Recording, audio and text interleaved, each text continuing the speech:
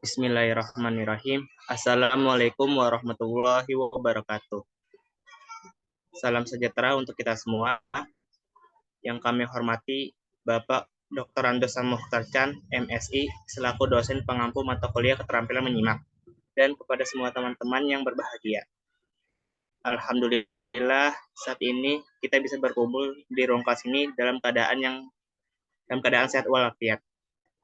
Izin memperkenalkan diri. Saya Basil Basili selaku moderator yang akan memimpin presentasi kali ini. Adapun presentasi ini berjudul Kendala-kendala dalam menyimak,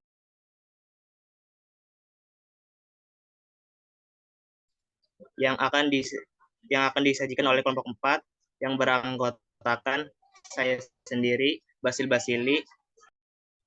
Perkenalkan, nama saya Rizky Nur Barokah. Nama saya Tamara Aulia Restubulan. Nama saya Raka Hernando Siregar.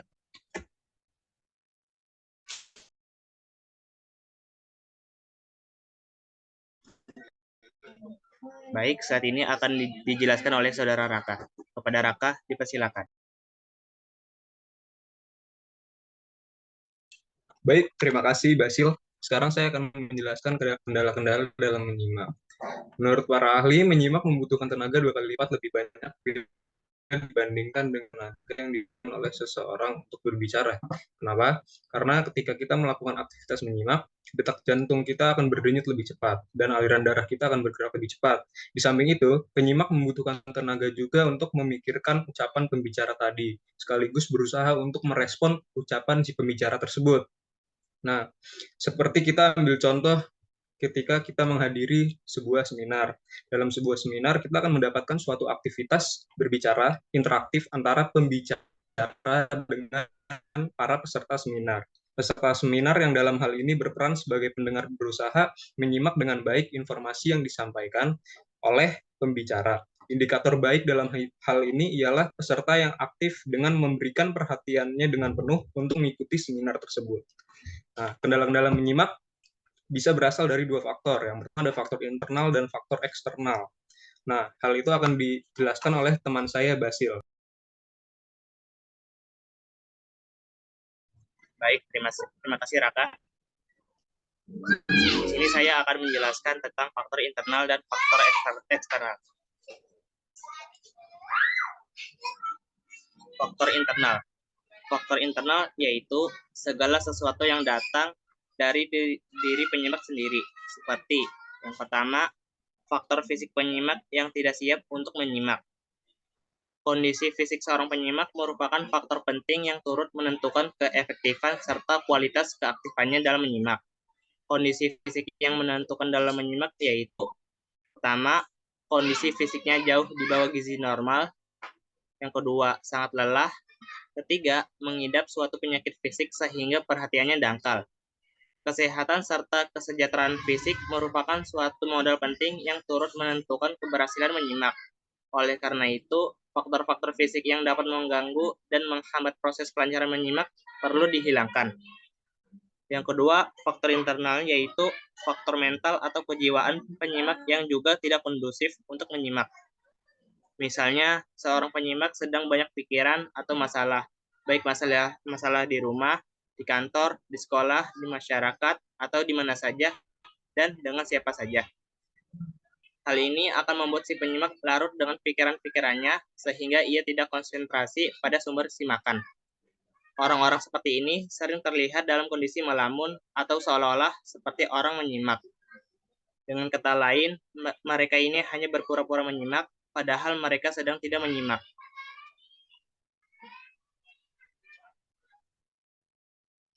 Selanjutnya, faktor eksternal. Faktor eksternal yang pertama yaitu faktor inhibisi.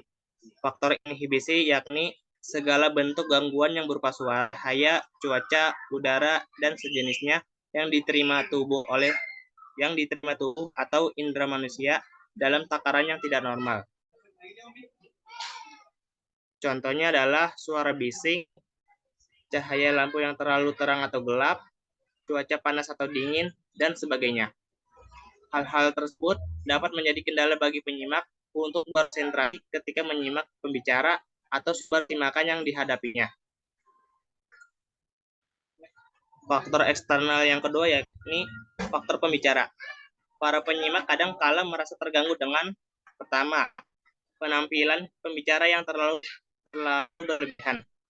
Misalnya, cara berpakaian yang tidak sesuai dengan tempat dan acara yang diikuti, pemakaian berbagai atribut yang tak biasa, perhiasan yang terlalu mencolok, atau juga perpaduan warna yang tidak matching atau tidak sesuai pada busana yang dikenakan. Yang kedua, cara dan gaya bicara seorang pembicara. Contohnya adalah ketika berbicara, gerak-gerik pembicara monoton, tidak variatif, selalu menggerak-gerakkan tangan kanan, menyentuh atau menggerak-gerakkan bagian tubuh tertentu seperti pinggang, belakang kepala, hidung, dagu, kerah baju, atau telinga. Yang ketiga, cara berdiri yang tidak lazim, seperti berdiri di atas satu kaki, menyilangkan tangan di dada, meletakkan kedua tangan di belakang atau di bagian depan bawah pusar, bertolak pinggang, mendirikan punggung pada podium, berdiri sambil memegang tepi meja, atau memegang mic dengan kedua telapak tangan. Yang keempat, pandangan mata pembicara yang membuat penyimak menjadi tidak konsentrasi.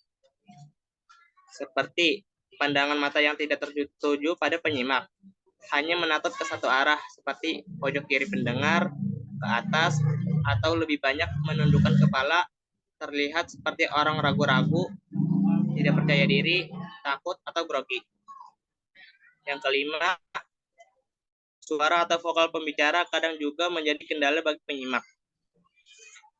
Suara yang terlalu pelan atau lembut akan membuat penyimak menjadi mengantuk. Sedangkan suara yang terlalu keras akan membuat pendengar menjadi tidak jelas mendengar atau hanya mengganggu telinga penyimak. Selanjutnya akan dibawakan oleh Rizky Nur Barokah. Kepada Rizky Nur Barokah dipersilakan. Ya, sebelumnya terima kasih Basil sudah mempersilahkan waktunya. Selanjutnya saya akan membahas mengenai pendapat para ahli mengenai kendala dalam menyimak. Yang pertama, menurut Montgomery.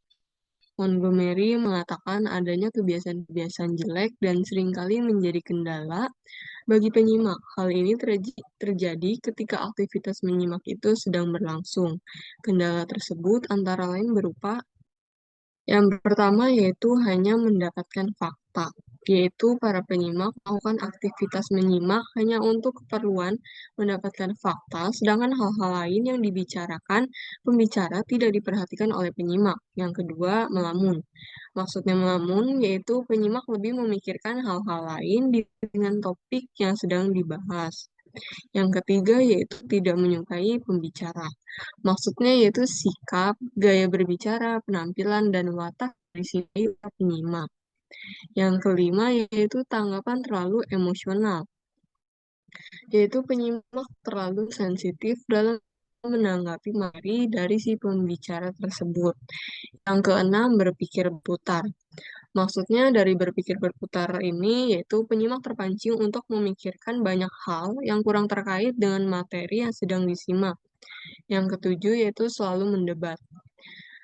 Penyimak lebih sering melakukan pembelaan diri dan selalu berusaha mempertahankan pendapatnya. Yang kedelapan, tak mau menyimak cepat. Di sini maksudnya yaitu penyimak agak lambat dalam cara berpikir atau menghindari materi yang disampaikannya terlalu cepat. Yang kesembilan, tak mau menyimak rumit, yaitu penyimak lebih menyukai materi simakan yang sederhana, pragmatis, dan ringan untuk disimak.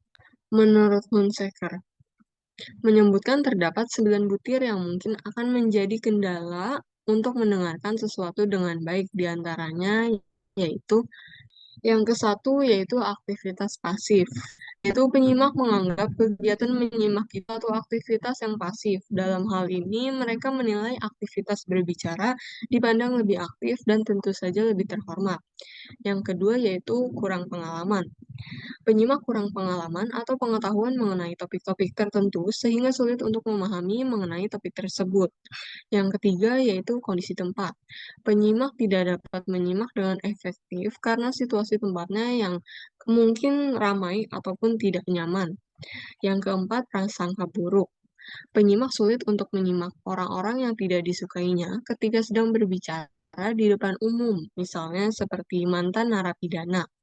Yang kelima yaitu melamun. Melamun yaitu penyimak lebih memikirkan hal-hal lain dibandingkan topik yang sedang dibahas. Yang keenam, kurang terampil. Merupakan hambatan yang berarti untuk melakukan kegiatan menyimak yang efektif. Yang ketujuh yaitu motivasi. Penyimak tidak memiliki motivasi dan sikap yang baik untuk menyimak. Yang kedelapan, cara berbicara, yaitu mempengaruhi kita dalam menyimak seperti pembicara yang cepat atau ada juga pembicara yang lambat. Yang kesembilan, konsentrasi. Penyimak tidak terampil memusatkan konsentrasi atau perhatian penuh untuk jangka waktu yang lama. Yang ketiga, menurut Christian Schwab, mengemukakan 8 hal yang menjadi kendala untuk mendengarkan sesuatu secara efektif diantaranya yaitu yang pertama yaitu materi sudah tahu mengalihkan perhatian. Maksudnya yaitu mereka sudah mengetahui lebih dahulu mengenai materi yang akan dibahas sehingga mereka mengalihkan perhatian saat acara itu dimulai. Yang kedua yaitu asik merencanakan sesuatu. Seperti mereka sedang merencanakan apa yang harus mereka katakan sewaktu ada giliran. Yang ketiga, lelah, sulit berkonsentrasi. Mereka mungkin lelah atau cemas yang akhirnya sulit untuk berkonsentrasi dalam menyimak. Yang keempat, jemu pembicara monoton. Mereka tidak mendengar atau merasa jemu dengan suara pembicara yang bernada datar. Yang kelima, topik rumit, sukar diikuti.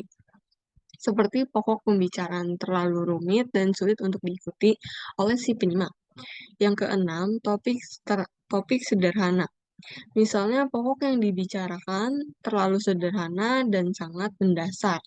Yang ketujuh yaitu pembicara tidak yakin. Pembicara tidak yakin seperti pembicara kurang memiliki keyakinan yang teguh saat mempresentasikan materinya.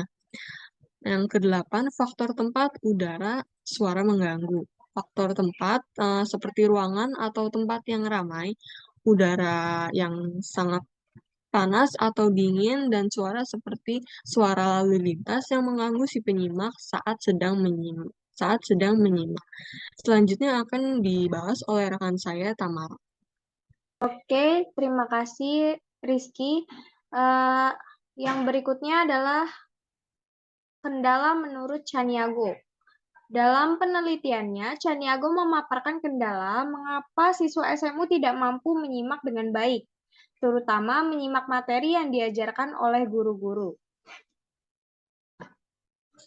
Kendala-kendala tersebut yakni yang pertama seringkali diajak ngobrol oleh teman, yang kedua siswa lain terlalu ribut, yang ketiga topik atau pelajaran kurang menarik, yang keempat siswa kurang sehat, dan yang terakhir siswa lelah.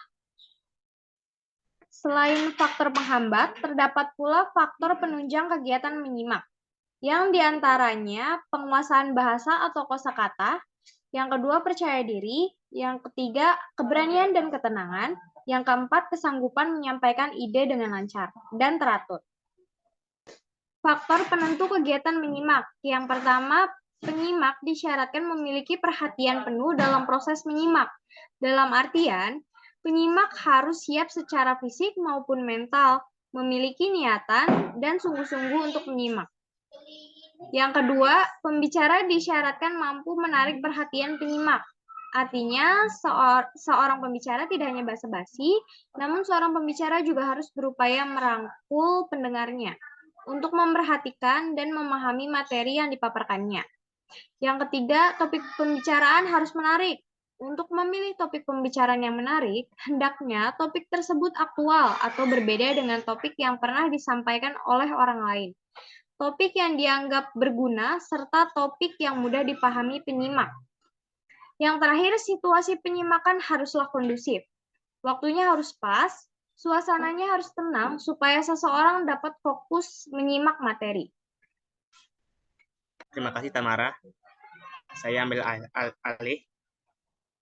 Ini adalah sumber-sumber yang menunjang untuk kami dalam menuntas pembuatan isi materi PowerPoint maupun menyokong kami untuk mempresentasikan isi materi. Sumber yang pertama yakni buku Seni Menyimak Bahasa Pertama Manusia karya Bapak Sam Mukhtar Chan.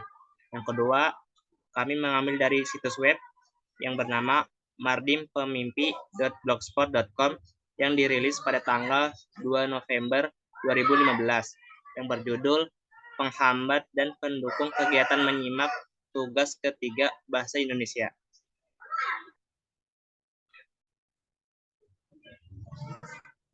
Sebelum kami menutup presentasi kali ini, kami ingin menarik kesimpulan dari isi pembahasan materi yang sudah kami sampaikan, bahwasanya menyimak merupakan pekerjaan yang tidak mudah, karena banyak kendala yang dialami penyimak dalam mendengarkan materi simakan. Untuk keperluan menyimak, penyimak membutuhkan energi 2 kali lipat besarnya dibandingkan dengan energi yang diperlukan oleh seorang pembicara. Kendala dalam menyimak dapat datang dari faktor internal penyimak, yaitu yang berasal dari diri penyimak itu sendiri, dan faktor eksternal, yaitu kendala yang muncul dari luar diri penyimak sendiri. Setiap orang dalam hubungan interpersonal akan melakukan aktivitas berbahasa, diantaranya aktivitas berbicara dan aktivitas menyimak. Kedua kegiatan berbahasa, yaitu berbicara dan menyimak, merupakan kegiatan yang bersifat resiprokal, yang artinya keduanya saling bertukar secara seketika. Faktor-faktor yang menunjang aktivitas menyimak yaitu adanya faktor penyimak yang memenuhi syarat, adanya faktor pembicara yang mendukung kegiatan menyimak, terciptanya situasi penyimakan yang kondusif bagi aktivitas menyimak, dan adanya topik pembicaraan yang menarik untuk disimak.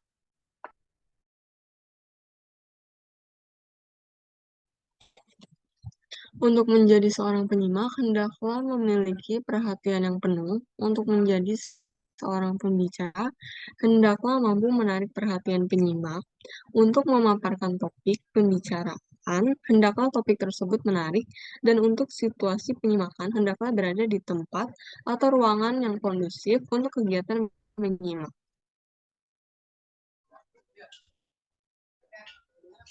Demikian materi yang bisa kami sampaikan pada kesempatan hari ini. Kami mohon maaf yang sebesar-besarnya apabila ada tutur kata maupun tindakan yang kurang berkenan bagi Bapak Sam Mukhtar Chan dan teman-teman sekalian. Dengan ini, presentasi hari ini kami tutup. Terima kasih atas perhatiannya. Wassalamualaikum warahmatullahi wabarakatuh.